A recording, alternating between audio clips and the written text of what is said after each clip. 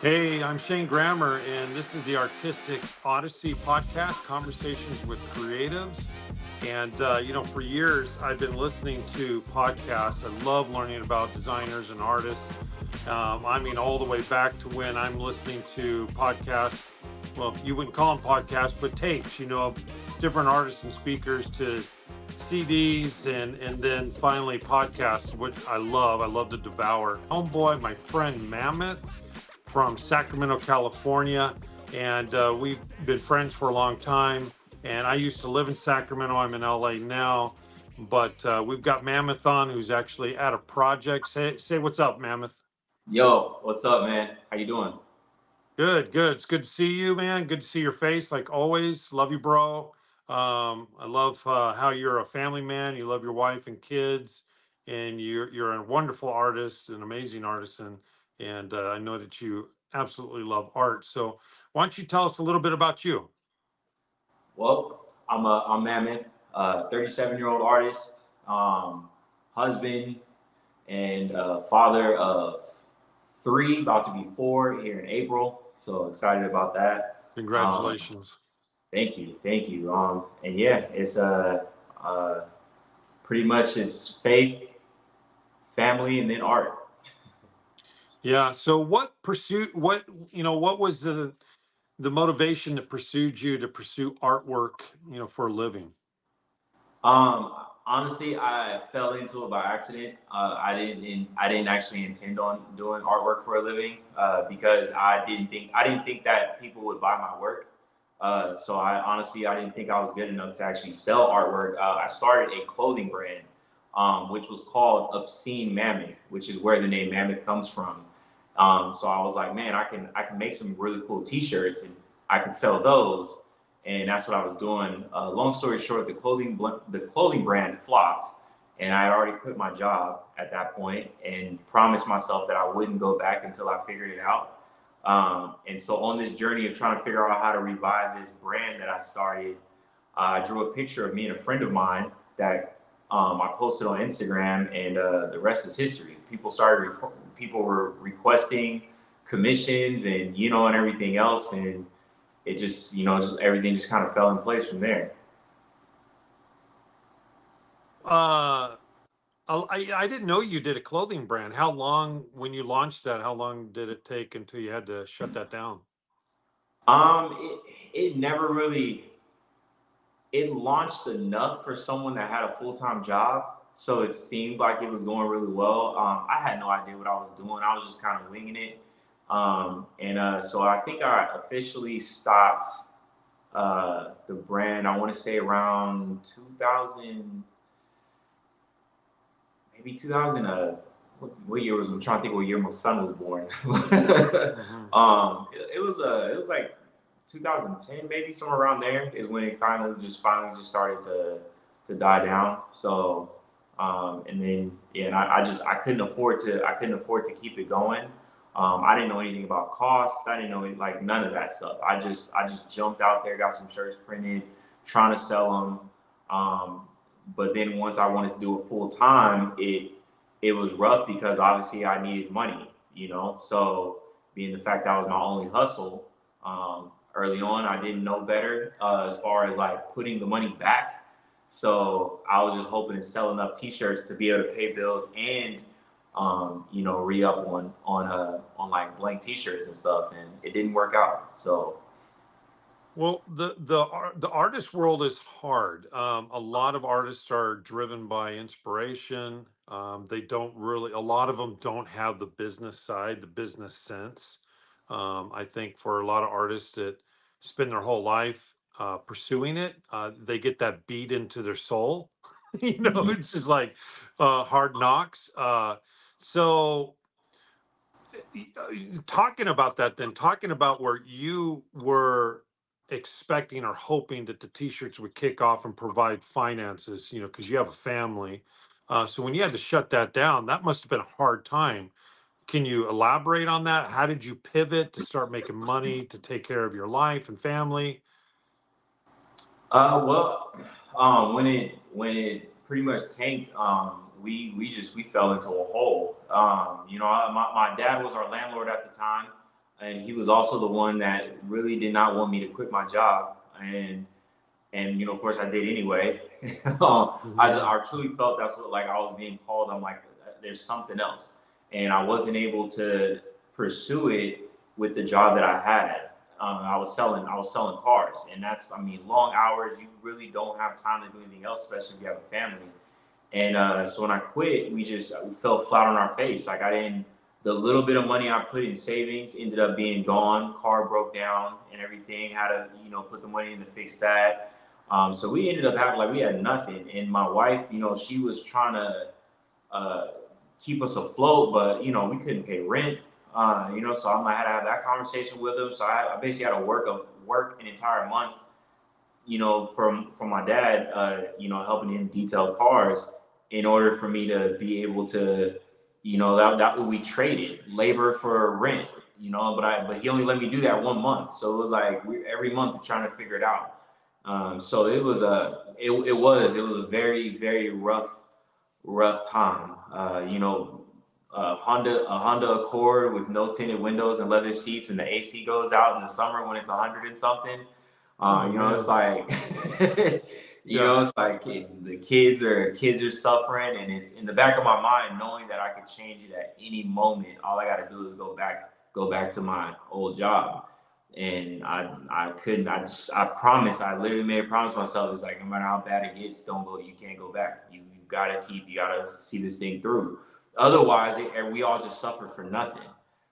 So yeah, it was definitely rough. And even when I started selling art, I think my first year, and I was super excited, I made $1,000. So Wow. it was, Wow. yeah. For the whole year. Yeah, I made $1,000 in art for the whole entire year, and I was so happy because I was like, okay, I have something, and because it was just I didn't have any clientele built up. That was strictly just off social media, a few friends that I had. I'm charging like $70 for a picture, and then I did get into doing customs later that year. That's what got me into painting. A good friend of mine who's a tattoo artist told me I need to learn to paint because he started seeing what I was able to do with markers and everything. And he's like, dude, you got to learn to paint. And so he was going to teach me, but the way I am, once I have an idea in my head, I'm going to figure it out on my own, like, instead of waiting. So I hopped on YouTube, went to Walmart, bought the little cheap 30-cent paint, and customized some jackets we had around the house. Of course, with paint, that'll fall off after a day or so, but once I painted my daughter's jacket, I had friends like, hey, can you paint mine? I'm like, yeah, just give me $100 because I don't know if it's gonna last. So After the first rain, the artwork will be gone, but you'll still have a jacket. Yep. Dude, I love hearing this because I'm all about being raw and being transparent, and you can't help somebody else by just showing them all the good stuff. And I know that as artists full time, we're constantly having to show the finished product, the amazing work, the happy client. But that's not always the case, man. So just really quick, so during that time when you're at your lowest, how did you go back to the car lot? That's what you did to get money back in the house and start No, thinking through. my dad, he was detailing cars at the time, and so Yeah. I went and helped him work and everything, just because at this point I had nothing, so I didn't even have anything to go to, but I didn't want to go back to an actual job until I still had that mindset of, even though I don't have anything going, obviously we're desperate, but I need whatever I do next to be able to make room for what it is that I'm supposed to be doing. And so it was hard because obviously, again, my dad's at this point, he's just like, dude, what are you gonna do? You gotta do something, and it's and I still, and I think the reason, although it was tough, the beautiful thing about that story is that was not my lowest point I've ever been in, and so I had already kind of built like a callus to hardship, because I'm like, that wasn't even rock bottom necessarily. That was like that was more just kind of starting over from zero, you know, when at one Yeah. point I was negative, you know what I mean? And so I wasn't really scared to start from there because I had already been there, you know, at one point. And Yeah. it wasn't by choice. That was the other thing. You know, and then at the same time, I didn't have this was different because I felt I was being called to do this. You know, there was purpose behind it. The first time I was in a really messed up state, and that was not a calling. That was me. That was past mistakes. That was like, you know, it was just a bunch of stuff that put me in a really rough spot. So, you know, so once I made it out of that, I kind of had this somewhat of like I'm not scared to really try anything. As long as my wife's okay with it, and she was. So I was like, I always check with her first before I take the whole entire family bungee jumping, and then I'm like, are y'all all cool jumping off this cliff with me? um, so yeah, so she said yes, and I'm like, all right, here we go, and we jumped all together. That's cool. You definitely have to have your spouse on board to support you because, yeah, my wife, I mean, I want to hear more about you, but just to relate to you, I mean, I do real talk videos and I've talked about our lowest point, a car being repoed and our church paying our rent twice in a row. A missionary friend, that's a missionary Mhm. overseas puts cash into my back pocket. And I immediately go to the store to buy diapers and food for our little girls. I mean, I couldn't at that season I couldn't pay somebody to give me artwork. Yep. So my internal, my heart and my soul and you don't forget those hard times No, that you you don't. go through. And so I totally can relate to, what you're saying. Hey, I got two repos under my Too. belt. Hmm. Dang it, man, you got me up one. Hey.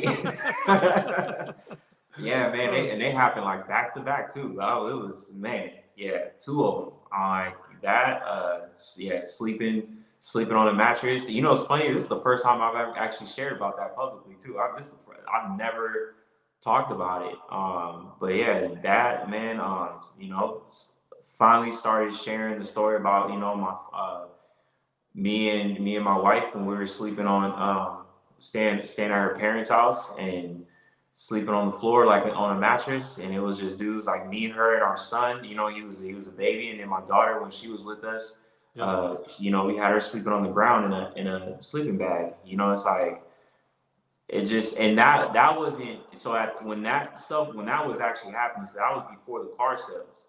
You know what I mean? So that's so to make the story even crazier, I had already gone through an extremely low point that I was pulling myself out of. I ended up making it eventually, getting this job selling cars. I'm making more money than we've ever made. And, and I'm like, and we're doing good, but my relationship with my wife was falling apart. Like, she didn't like the job. We weren't close. And I quit. You know, it's like knowing what I already came out of, I quit and put us back in a situation that was rough. You know, like some days I think all I ate was uh cup of noodles and a Miller High Life. Like, it's like that Yeah. was dinner at one time, a Yeah. couple times. And so to go back there on purpose, that was hard. That was really, really tough. Wow, man, that's it's very important. It's very true, for other artists listening, even some of the big names. I know that there's a lot of people out there that are struggling financially. You see them in magazines and they're in the top projects and stuff like that. But some of those big projects, a lot of it's a little politics, just like everything in the world. But Hmm. and that politics means, hey, come and paint this amazing space for free. And and you're trying to do everything. You got to pay for your plane ticket and your hotel and your rental car and your food and sometimes they pay for the paint and then you're just going, oh God, I hope that I meet some people that will actually purchase my art or give me a mural project, but you're getting up for free. What movie is that? That's Adam Sandler or something. Well, that's cool. So, okay, so my next question is, can you share a, pivotal moment or experience that shaped your artistic journey? Man, other than when I met you, nah. I didn't want to go uh, there, I'm gonna, but I figure I would just beat you to the punch. yeah, Not, man, it's, I don't know. It's hard to look when I didn't expect to be here in the first place. The very first time someone asked me to pay was that was pivotal, yeah, But I think what really just kind of, I think what really kind of solidified the journey for me was, man, it's been a lot. Um, you know what, man? It's honestly that's always a hard question for me, only because it's I've I've always the past 2 years I think are the first years that we weren't struggling, and nobody knew that. So it was so I've what people saw on social media and the things that I was doing always out. It was always uh flashier than what was actually happening behind the scenes. I was like, my art was going places that I couldn't even afford to look at in some cases. yeah, And so that was, so it's the last 2 years, I think, this is the first time I've actually been enjoying really, really enjoying my life right now with as being an artist, because it's fun now. Before it was like I was surviving. That's all it was, and I'm putting a smile on my face during the whole entire time. Still realizing that it's like we're barely making it. We're behind, like yeah. borrowing money, all these things to try to keep it afloat. So if I so I, what I could do is so let's put it this way: the first big moment. I don't know if you know who Mr. Fab is in the Bay Area. Yeah. So, yeah, so I got a chance to do a jacket for him, and that was like, like when I reached out to him, told him, I wanted to do a jacket for him, and did it, and and then all of a sudden I saw him wear it in a music video. He was wearing it to Warriors games, like That's cool. that right there was I think that was my first.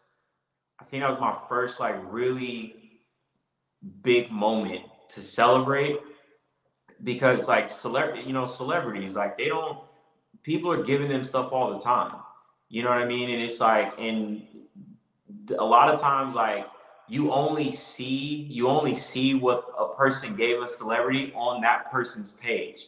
It's rare that the celebrities actually repost what you give them. And I don't think it's because they're jerks. They're just like, dude, they're getting stuff all the time. Like everyone wants to, get a photo op. So when I did the jacket for him and he was posting it and then wearing it in the video, and I'm getting tagged, like people are tagging me and like, yo, because this is what was funny. He never tagged me in any of this stuff, and and so other people were like, man, he didn't tag you, and I'm like, you're looking at this wrong.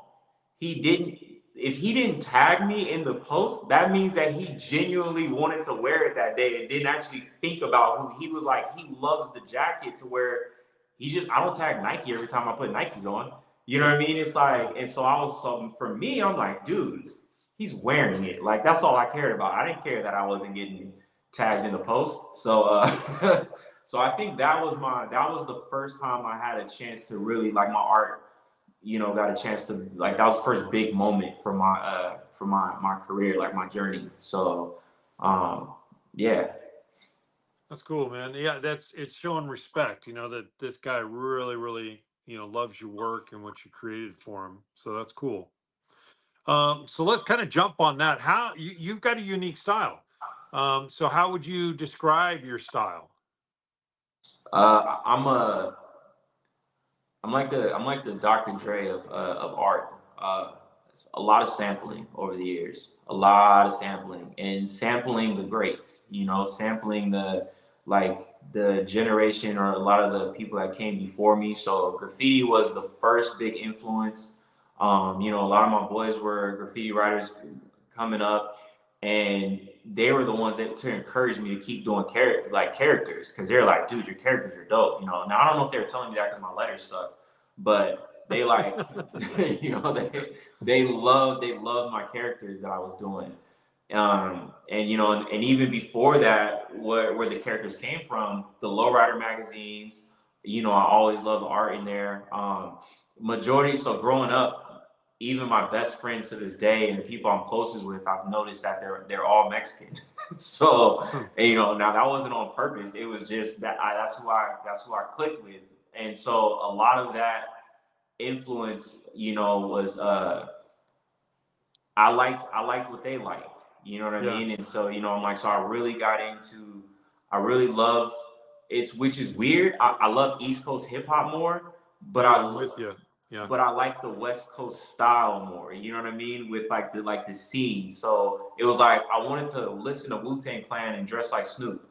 That would have been ideal for me. And so, so I was into the lowriders because of the art. I did like, Vibe magazine. They used to have a lot of art in there. And so I would sit and just copy the drawings, and I would copy those artworks.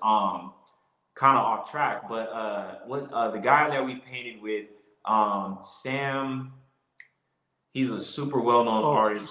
Yeah, Sam Flores out of the Bay Area. Yes, Yeah, he was one of dude. That was a big moment for. He was one of the artists that I got some of my style from. I remember seeing his work, and so that's what it was. It's just I would see someone whose work I liked, because for me, his work I like were his hands, how he did the hands. yeah. And and so I would kind of pull from all these different artists, and not just graffiti, not just like urban or graffiti hip hop artists. It would be from, I went to the Crocker Art Museum one time, and I started finding things that I could put in my paintings from what I saw there. Like, so it's what it's always been. Just pretty much, I'll see something I like and I'm like, oh, I take it, I flip it, add my own little, spin on it, and you know what I mean? And then next thing you know, I'm out here making classics. So Yeah, that mural festival, Wide Open Walls in Sacramento that you're talking about, I had two man crushes, Apexer, and I even told him, I'm like, dude, I got a man crush on you. He just laughed, but I'm like, dude, you're a dope artist. He's like, bro, thanks, man. And then Sam Flores, man, I've loved him since like the 90s, yeah. late 90s. Yeah, that's cool, dude. Yeah, I love your style, man. It's what it reminds me of, and I don't know if I'm explaining. I don't want to like, it's like OG graffiti character style to me, where I learned, like one of my influences in graffiti for characters, because I'm like you. I never gelled or flowed with words, letters. I love the characters, but Hex, that I believe he was out of LA back in the like 90s, and Barry McGee, those are two people that I just helped made me go crazy, when it came to character work. So that's cool to hear all that. Okay, so I got another question for you. Now, we talked about, you, and I appreciate you being very transparent. A lot of people don't want to be that transparent about hard things that they've gone through. But you're kind of like in a flow now. It sounds like you're in a flow with your family, you're in a flow financially, you're in a flow artistically. I would like to hear about the good stuff now, because you've stayed focused, you've stayed faithful, and you kind of have to have, as an artist, you have to have a level of determination. I think of it in the movie Forrest Gump, when the captain that lost his legs, and him and Forrest Gump are out in the middle of the sea, and that huge storm happens, and then the captain is angry at God. He's angry at God because he's lost his legs. He feels like he's worthless. The storm is coming. I mean, the ship is just going, these huge waves. He's up on the top of the mast. I think that's what you call it. And he's like, "Is this all you got? Come on, kill me, do it. I don't care." And you've got to have a little bit of that as you've gone through that, that captain, that the ship going crazy. And is this all you got? Not saying that's you, but you know, but at the end of that scene, they come rolling in, and the storm wiped out all the other ships and the boats, and they come in with a boat just filled with shrimp and became multimillionaires. And so I feel like you're at a season where, just knowing you, and we're personally, but where you're kind of coming into that, you're coming into the dock, and but it's like a different season. So just go for it. Yeah, that's man. It's funny that you say that, because this is, I would say, towards the end of 23. Um, this has been the first time in my life I've experienced joy and peace, like genuinely. You know what I mean? I'm like, I've never been this like happy in my entire life. Um, it's weird. Like, even my children being born, it's like I was happy, but even that came with some stress, because now I got to figure out, like, how do I take care of these people, like, and now I'm just like, everything is okay. We just uh I'm only 9 minutes away from my daughter now. Like, we were for 9 years, at least 9 years, we've always been at least 30 minutes away from my kid's school, driving back and forth.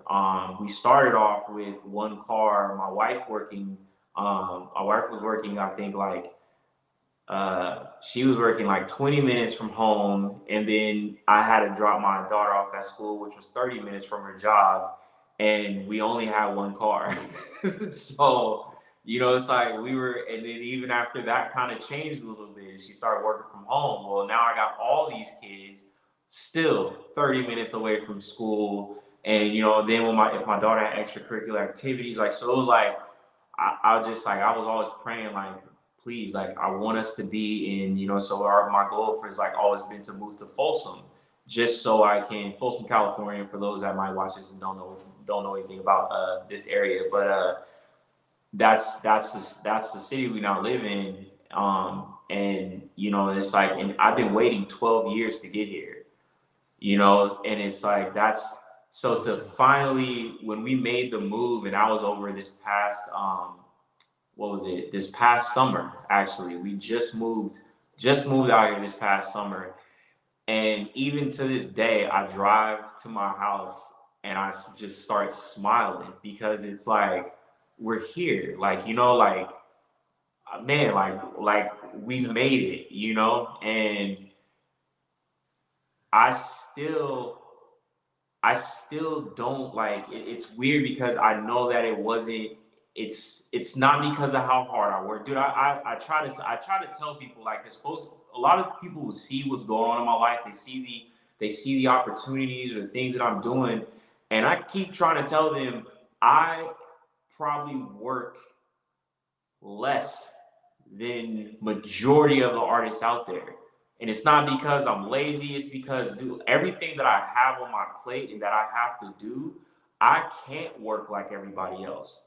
And so because of that, like, the things and opportunities that I get, the place that we live, all these things, I'm like, if you I feel like I wish I could have recorded my life up until this point, because if I did and showed you the video, you, like, I'm pretty sure the person that was questioning whether or not God was real would look at my tape and be like, okay, there's nothing else there's nothing else that it could possibly be, because I'm like, I haven't put in, it's not like I put in the hours, you know what I mean? Like, and that's not to say I don't work, I do, but it doesn't match sometimes. Like, it's literally me walking into the grocery store with $5 and leaving with $350 worth of groceries. And the only thing I did was have faith and show up to the grocery store that we were going to get fed that day. That's it. And and so that is literally the story of my life up until this point is, just trusting in God. And so, but for a long time, it was that wilderness period. It was God taking me through those, like breaking me down and taking me through these tough parts, so that when I finally, and I know he's not even done. That's the thing. This isn't it, but I can finally, like, my story is finally, like, it's full of just peace and relaxation and time with the family. Like, my biggest problem now is the fact that my 5-year-old still argues with me. That's that's my that's the one thing in my life right now that's a struggle, is how in the world do I parent this kid who is just like his father. So yeah. Yeah, this is real. I love this. It's real because when you are an artist full time and you're providing for your family, you still have to have a relationship with your spouse. You still, and we travel. I travel constantly, and so I have to have great communication with my wife and my daughters. I do travel with my daughters are getting older, so I travel with them. You know that. They love you. And actually, Ellie and Sophia said, "What's up, Mammoth?" But Hey, and it's balancing all that. I don't want to lose my wife, my marriage. I don't want to lose my girls because I'm pursuing art so hard that I don't have a relationship with them. So it's cool to hear you say all that. So thank you. Um, yeah. So I see this podcast. The Artistic Odyssey. I see it as something that's helping other people. That are going to watch, especially younger artists that. And not just younger, but it could be any age, but a lot of younger artists that are wanting to pursue artwork for a living. So this next question is, what would you tell the younger Mammoth, or what advice would you give the younger Mammoth, or the younger artist is looking at you with beaming eyes going, because you just finished this 40-foot by 20-foot mural and it's amazing, and this kid is going, oh, I want to be that, I want to do this. What kind of advice would you give? um, it would I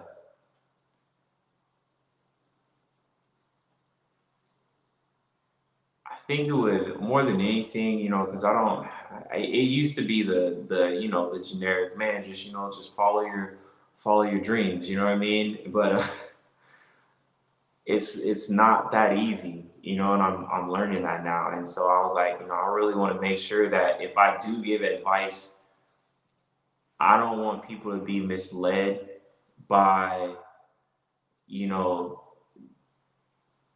this advice that makes it feel like you can do whatever your heart's desire is, because that's not always the case. And so what I would especially tell myself, um, I would like to tell myself that, hopefully remind myself that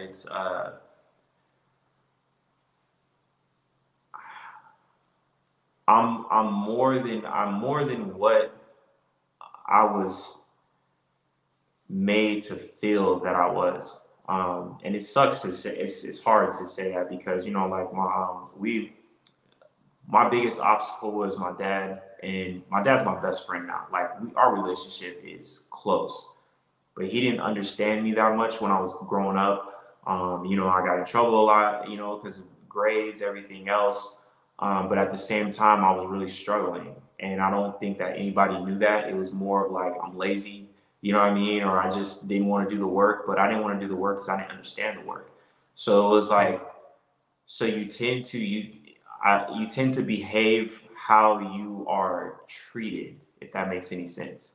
You become the person that everyone feels that you are, and when you're a kid, you don't know any better, but to think that's what you are, wanting to fit in, everything else. So everyone else saw my gift other than me, And I think that's the reason why we a lot of times tell people, like, we see that gift, we want them to, like, yeah, man, just follow your dreams and everything else, which you should to a certain extent. But the only reason I'm where I am now is literally because I found out that I have a purpose. And it just so happens that my purpose is the thing that I've always done and have lost sleep over since I was a kid, because that's all I've ever done is draw. So my advice to myself or anybody would be understanding that you're literally not random. You know what I mean? My parents did not mean to have me as a kid. I know that for a fact. Why? I was at the wedding. Um, like that was not. Yeah, I was not planned. You know, and so regardless on the accidents of others, you're not an accident. There was no mistakes when you were made. Um, Even the people that may have made you are not the ones that brought you into existence, if that makes any sense. You're created for a reason. So figure out what that reason is. And that's where the journey starts. Figure out what that creation is. Now for me, it's obviously I found it in my salvation through Christ. But even if start somewhere, and if you're seeking that and seeking truth, I guarantee you'll find it. It's the best advice I can give. There's purpose in what I'm doing now. So that would be the best advice, is you're more than your circumstances, especially if they suck in the beginning.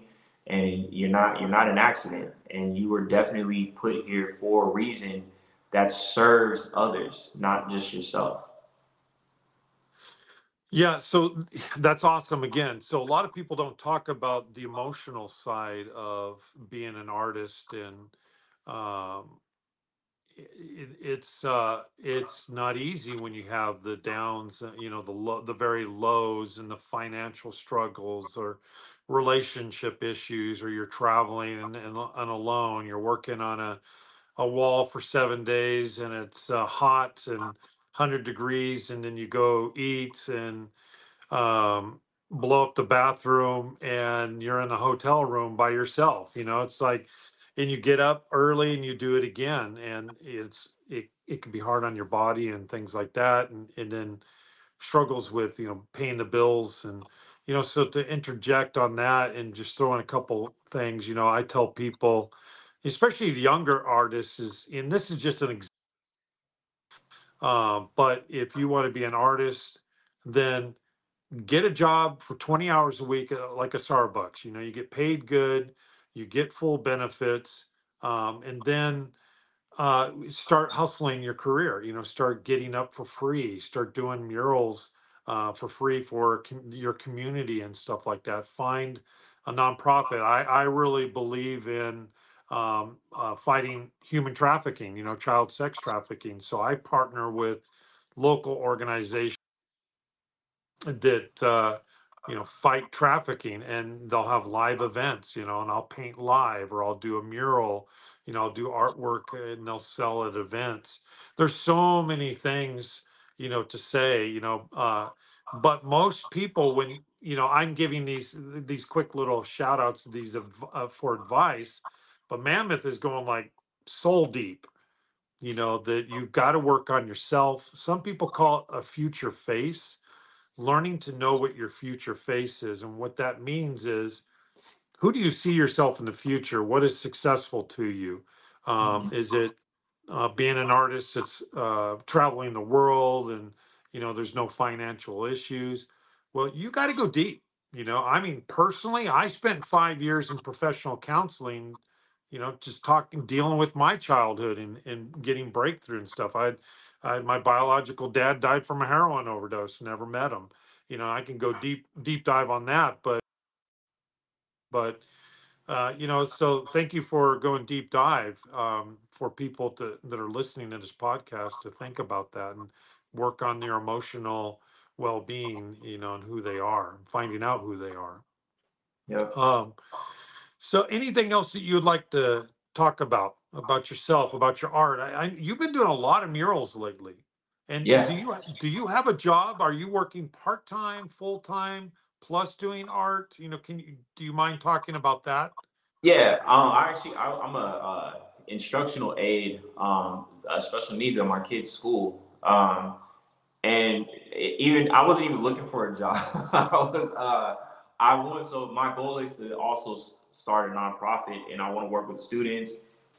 I want to teach art classes, and I'm like, well, I at least need to show that I'm good with kids, other than my own. And so I was planning on volunteering at my kid's school last year. I was like, I'll just come in and be a yard duty, help out on lunch, right? So I was going to volunteer. It just so happens that around the time that I was ready to volunteer, they had a job opening for a yard duty.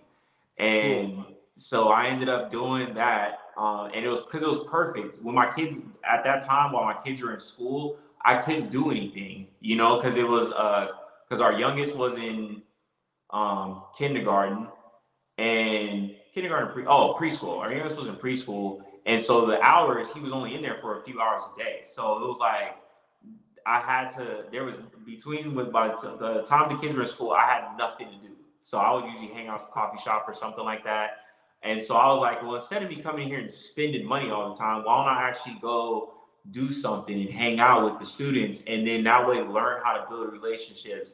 Pretty much find out if how kids respond to me.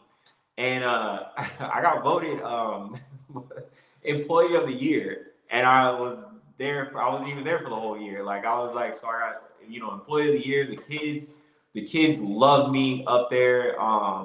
And it's like they were like it was funny because I kind of was like a little like celebrity. Like parents would see me and they're like, oh, you're Mr. Andre. Oh, we hear about you all the time, because obviously the kids don't call me Mr. Mammxth. So now for those of you that didn't know, my real name's Andre. So I just became like, it turned into something that I didn't expect. The school PTA paid me to do a mural after school. I did other little art things with the kids and stuff, and so I did. My first year went so well, and the relationships that I was able to build with the students there, that the principal called me over the summer and asked me, offered me an opening at being an IA working with special needs, and so that's what I'm doing now full time. That's awesome. So okay, so you got a full-time job, but you're doing a Yeah, ton of artwork. yeah. So talk about that. Can you talk about a few of the murals that you've done lately? I think about a month ago you did one of your largest murals ever. Yeah, it was 79 feet by 30 feet. Dang. Yeah, that was a big mural. And I painted 8 characters up there. So 7 professional baseball players, and then I did my own little character also in there on that wall. That was a project that should have taken like 2 months. I probably should technically still be working on it if I had have done it, like a normal human being would have. But I did it in 3 weeks. So Good job.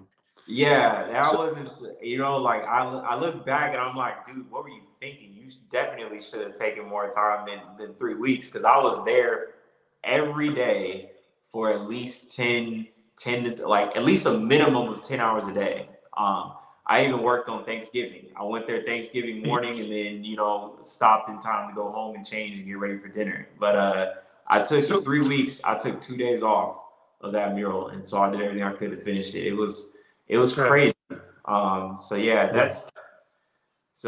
it's my job is kind of cool, because since when I was a yard duty, they were really flexible on my schedule. They knew I was an artist.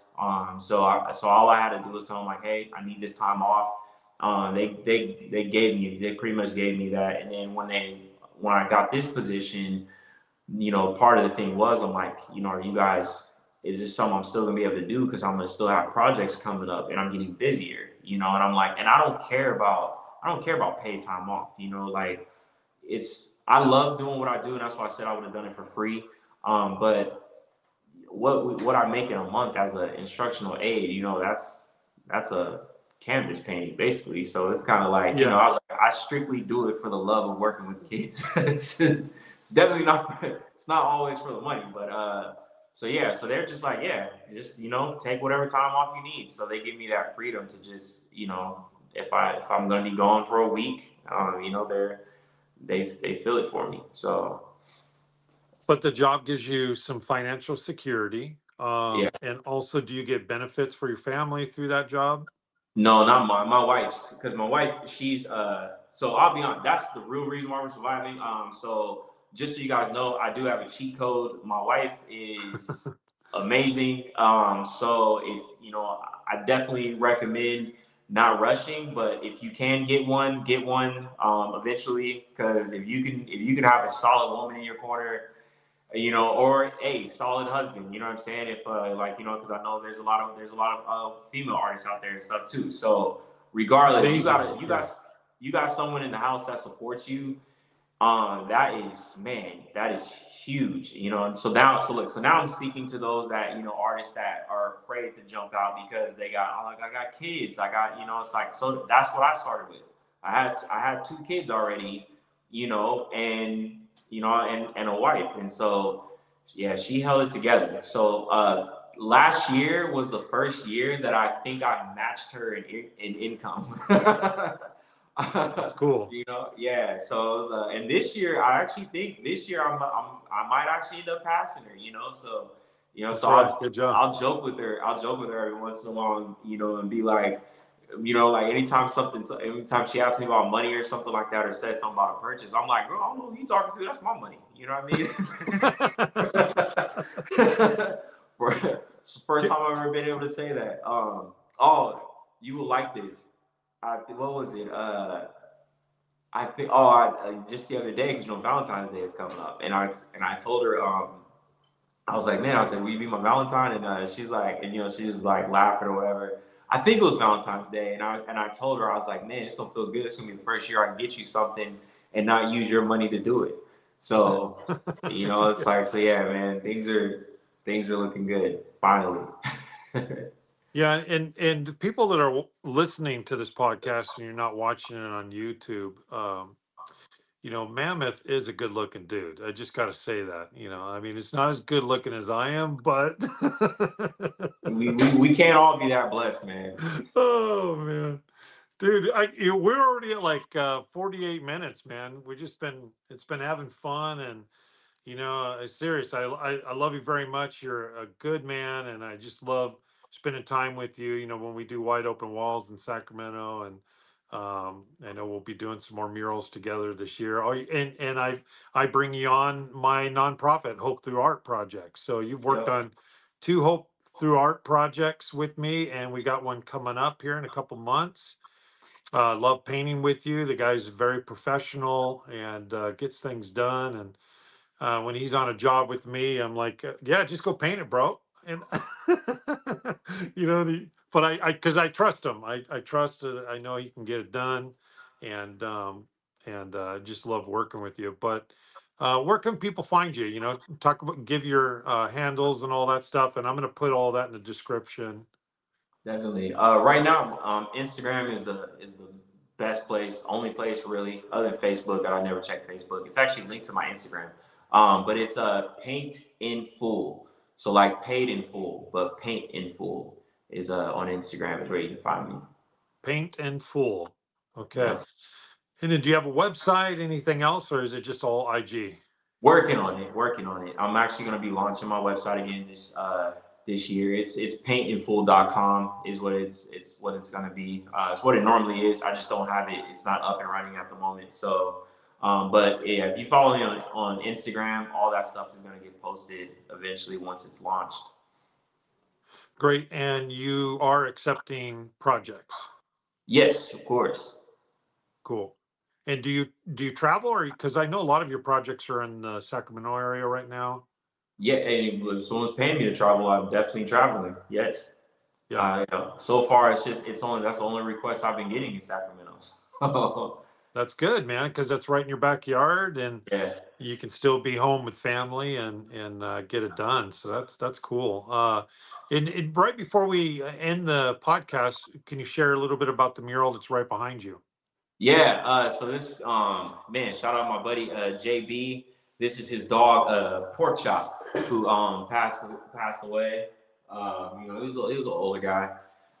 You know, as far as the dog, not JB, but yeah. So Pork Chop, you know, he's getting up there in age and stuff. But Yeah, it was cool because it was so most of my murals, which is kind of cool too. They're usually referrals. It's someone that knows me, and so I've been getting, because I think I already have two other murals coming up, and so everything's been off of referrals. So yeah, so he got referred to a good buddy of mine who's a tattoo artist, and yeah, and he was just like, he's like, yeah, man, his dog just passed away. I was thinking something like maybe him at Heaven's Gates, and I was like, oh, I got you. So. How did you design that? Did you just draw? Do you work in Procreate, iPad? Do you work on a computer? Yeah, iPad, Procreate. For Christmas I finally bought myself the 12.9-inch Pro. I was drawing on like the 10-inch one for a long time, the older version where you gotta plug the pencil in to to charge it. Man, I it was like I told you I was struggling. You know what I'm saying, dude? Trying Yeah. to create designs on that thing was rough. So I got this thing now. I was gonna write Mammxth grammar on the cover of it, because I'm feeling like I'm becoming more and more like you. Yeah. So yeah, so yeah, I use Procreate and my iPad to sketch it out. I usually just do like really rough sketches because most of what I end up doing on the wall is it just comes to me as I'm painting. So I just need like just proportions and a very, very limited outline, which does make it tough when customers are asking like, oh, so what are you gonna do? And then I'm like, they want to see a concept, and I'm like, I have no idea. I'm like, but Yeah. you're just gonna have to trust me. So yeah.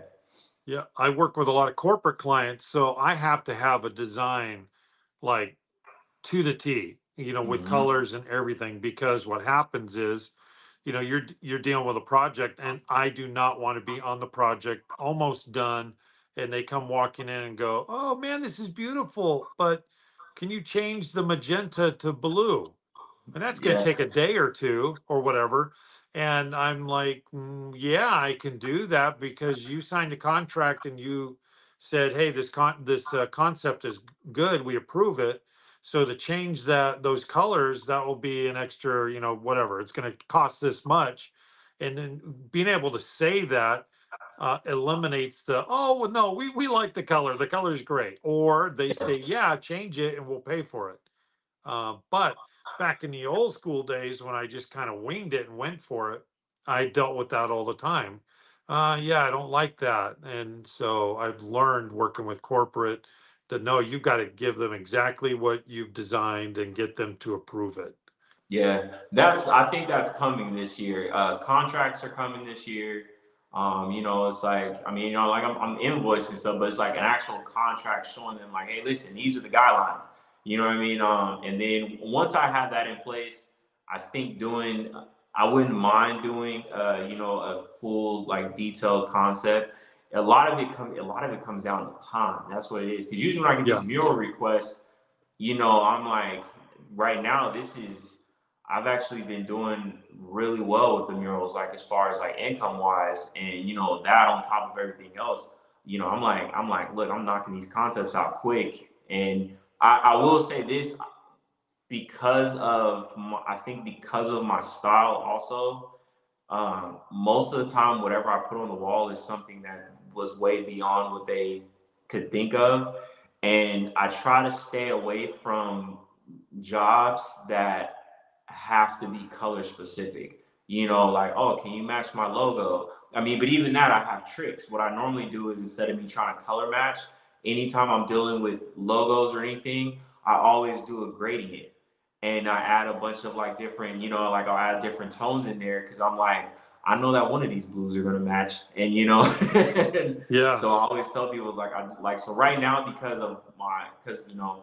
look, so here's another tip for artists: work within your parameters, find a way to make it work no matter what. And one of the ways that I do that is when people are like, hey, do you do logos? My rule is I'm like, I do stylized logos.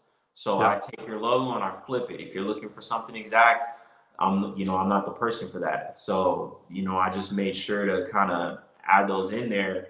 And it's like, hey, if you need, if you need a full concept, you might want to go with somebody else, So, but I haven't ran into that yet. And none of my clients are corporate. I'm doing all, like privately owned, small businesses.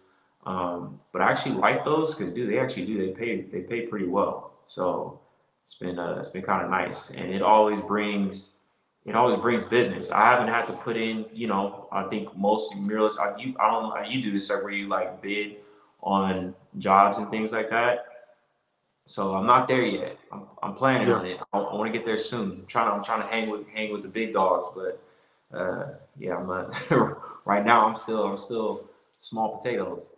No, you're not, man. You're doing amazing. You're making it. You're it's happening. You're creating it, and you have sustainability for your family. I mean, to me, that's a win, bro. I mean, it's a total win. You're making it happen. You're perfect for this podcast. I love it. I've been doing. I mean, I'm a lot older than you are. I've been doing this for a long time, and being in the scenic world, of designing and fabricating sculptural elements for major parks and attractions, I learned a lot of major, major, major lessons that I've been able to take into street art.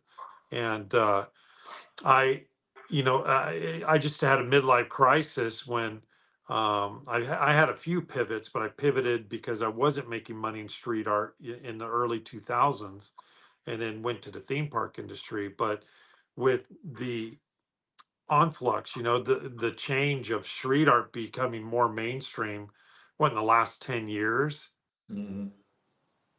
blown up. It's just given opportunities for us muralists and artists to pursue a living doing that. So it's a lot of work, and I'm just proud of you, for staying focused on your family, on God, on your relationships, and your art, and you're doing it, bro. So, I mean, we're at 58 minutes, and we could keep going, but we'll shut it down here. But I really, really appreciate you, dude. Like I said, I think that you're a success, for a lot of artists, and you're an example to a great example to a lot of artists that want to make this happen. And thank you for being transparent. And thank you for being super raw and real. Of course, man. Thank you, bro. Thank you, because hey, you're an inspiration to artists like myself as well. So, not even just artists, but fathers too, man. So yeah, you definitely. I'm taking some little pages or little snippets out of your book as well. Awesome. Well, looking forward to working with you here soon in the next couple months, and I'll see you in Sacktown. All right. See you, man.